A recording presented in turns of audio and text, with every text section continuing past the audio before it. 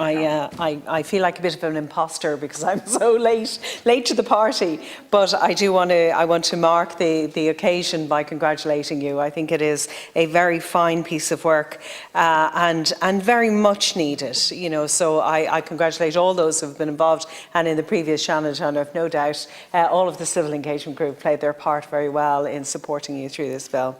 I have had I suppose wearing the employment lawyer and data protection officer hat. I've been in the position where I've been advising on Garda vetting to employers and the implementation of Garda vetting to employers, particularly across the recruitment industry, where you'd be supplying people for carers and a whole heap of different industries within that. And one of the things that I've always cautioned them to is to ensure that they have a policy that responds to Garda vetting, that it's not okay to get a disclosure back and to decide because there's something on it that person is now excluded from work. I've always found that deeply offensive. Way back when I worked in the YMCA and the notion of Garda vetting first came in across the CDYSB, brought it in, and I was one of the sponsors sitting on that.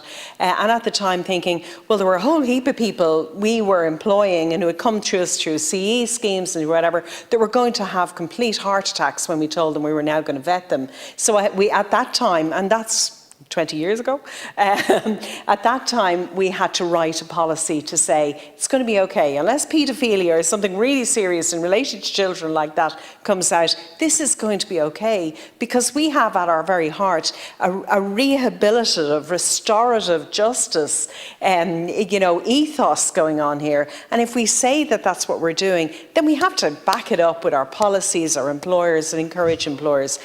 So I used to find it very frustrating then when you would come against that kind of brick wall of employers. And then laterally as a barrister advising, that has been also my attitude, to say, if I do, is this relevant? Look at the role, and really is it relevant? Unless I've been involved in fraud or something really horrendous, it's okay for me to be forgiven. My age, the strength or the seriousness of the offence has to be considered, not that we say because you're employed you can't. And I once a month I give a breakfast briefing on this whole area, and I say that every month, say, are you writing policy? You've got to respond. But now we have it in law.